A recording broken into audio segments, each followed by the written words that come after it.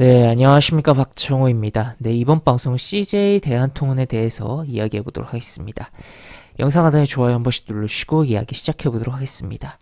네, CJ 대한통운 뭐 따로 뭐 설명해 드릴 게 없는 뭐 그러한 기업이지 않나 싶습니다. 우리의 뭐 택배, 윤택한 생활을 위해 택배에 대한 택배 물류에 대한 부분을 굉장히 뭐 담당을 해주는 뭐 그런 기업이다.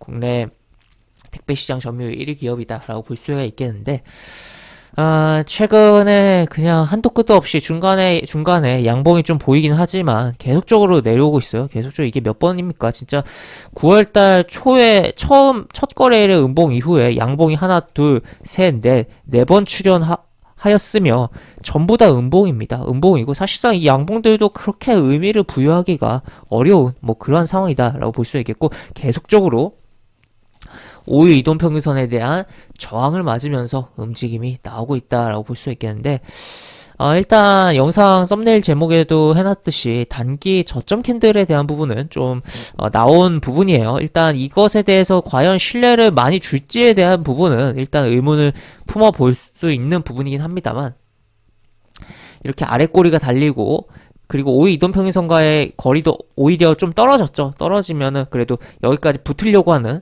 반등의 그런 습성에 대한 부분 생각을 해볼 수 있겠는데, 요 캔들이 오늘 거래량 증가하면서 나왔다라는 거죠. 여기서 이렇게 한번 튀어주면서 5일 이동평균선에 대한 한번 부딪힘은 나와주지 않을까에 대한 기대는 조금 가져볼 수 있습니다만, 사실 이 종목 기본적으로 변동성이 그렇게 큰 종목이 아니라는 거죠. 그리고 덩치도 있다 보니까 이 종목 뭐 반등 먹기 위해서 손절 요 정도 잡고서 들어간다라고 보기에는 굳이 그런 매매를 할 필요가 있을까라고 생각을 할 수 있는 뭐 그런 부분이고, 최근에 수급이 너무 안 좋아요. 너무 안 좋은 게 지금 뭐 중간중간 외국인 살짝살짝 개입을 합니다만 연기금 계속적으로 매도하고 있고 연기금 계속적으로 매도하고 있습니다. 즉 최근에 연기금이 해서 최근에 오히려 연기금이 삼성전자라든지 SK 하이닉스를 좀 사주고 있죠.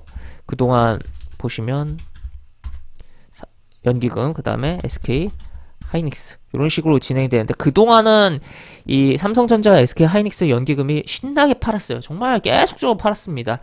그랬던 부분이었는데 이제는 뭐 지수를 좀 방어를 하려는 의지 표명일 수도 있고, 또 상대적으로 지수를 관리하는 데 있어서는 연기금 입장에서, 그리고 지수를 추종하려면 삼성전자와 SK 하이닉스를 사는 게 유리하기 때문에 그쪽으로 좀 자금이 가면서 오히려 그 밑단에 있는 코스피 200에 속한 종목들은 던져대고 있는 거 아닌가라고도 볼 수 있겠습니다. 그래서 이 CJ 대한통운의 경우는 현재 뭐 단기적인 저점을 좀 기대를 해볼 수가 있는 캔들은 하나 출현했고, 또 추가로 그 위치가 과거의 요런 위치, 요런 여기 과거에 요 랠리가 나왔었던 요 구간에 약간 겹치는, 중첩되는 요런 구간에 대한 부분과도 일치를 해서 어느 정도 신뢰를 좀 가질 수는 있는 부분이긴 합니다만, 이 종목을 수급적으로도 안 좋고 확실하게 개선되는 거 본 다음에 보는 게 낫겠고, 원래도 그렇게 변동성이 뛰어나지도 않고,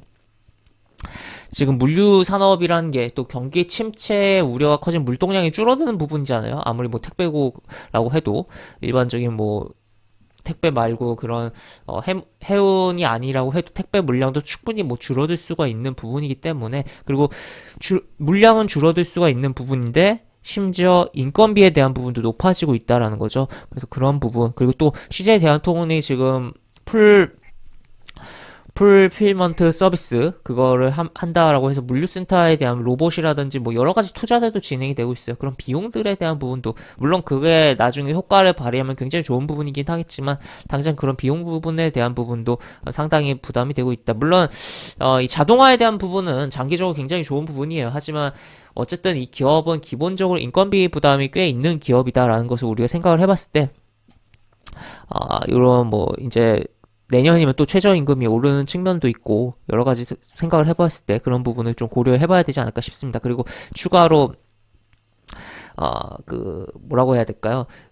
인건비 비용 자체에 대한 부분도 비용 자체에 대한 부분도 자체이지만 그냥 사람 구하기 어려워지고 있는 점점 그런 상황이잖아요. 전반적으로 그런 부분도 영향을 우리가 생각을 해보자라고도 볼 수 있겠고, 하여튼 전반적으로 좀 흐름이 일단 단기적으로 어느 정도의 반등 나온다고 해도 썩 이거를 당연히 이렇게 역배열로 크게 차트 흐름이 나오고 있으니까 당연히 어렵다라는 것도 생각을 해봐야겠지만 이 너무 긍정할 수는 없는 그러니까 딱 어떻게 이걸 봐야겠냐면 딱 오늘 좀 단기 저점을 에 대한 기대를 가질 수 있는 캔들 정도 나와줬구나 딱 그 정도 수준만 봐야 되지 않을까 싶고 전반적으로 차트가 굉장히 지저분하기도 하고 요런 라인은 다 깨부신 상황이다 보니까 앞에 더 봤을 때는 조금 지지할 만한 구간에서 잡힌 부분이긴 하지만 한 번 더 또 다운되면서 흐름이 나올 가능성도 우리가 열어둬야겠다라고도 볼 수 있겠습니다. 그리고 공매도에 대한 부분을 좀 볼까요? 공매도에 대한 부분을 보면은 공매도에 대한 부분이 어마어마합니다. 지금 보시면 지금 공매도 한번 이런 식으로 붙어버리면 정말 악질같이 공매도의 산을 매도 전량에 이렇게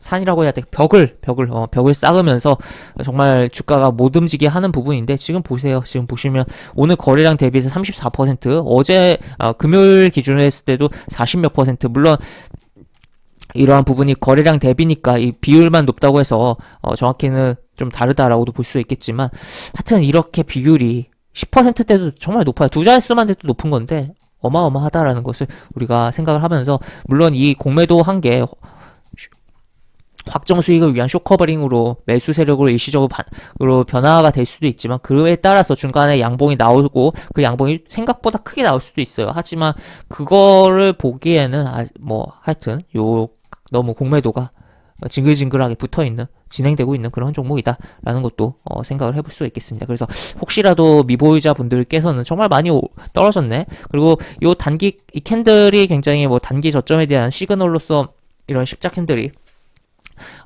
망치 캔들이 긍정적으로 볼 수 있다 보니까 한번 접근해볼까 라고 호기심을 가질 수도 있겠지만 그냥 흐름만 좀 관망하면서 어떻게 흘러가는지 지켜보는 선에서만 보는 게 좋지 않을까 싶고 보유자 입장에서는 굉장히 탈출기회가 정말 멀었던 상황인데 계속적으로 이러한 전저점에 대한 이탈이 나오고 있는 상황이었기 때문에 깨질 때마다 계속적으로 탈출할 기회들이었다라고 볼 수 있겠고 지금 또 그러한 부분 또 여기서 또 깨지면 또 밀린다라는 것을 우리가 생각을 해보면서 봐야 되는 부분이다라고 정리를 해볼 수 있겠습니다. 네, 이렇게 볼 수 있겠고 영상 하단에 보시면 설명과 댓글 부분에 동일한 링크가 들어갑니다. 이 링크 타고 들어오시면 제가 운영하는 무료 카톡방으로 입장을 할 수 있고 입장하시면 여러가지 장주 시황 관련 코멘트 속보 관련된 부분 여러가지 부분도 올려드린 부분 있으니까 이 부분 참고해보시면 주식하시는데 많은 도움이 되지 않을까 싶습니다. 이상 박종호였습니다. 네, 감사합니다.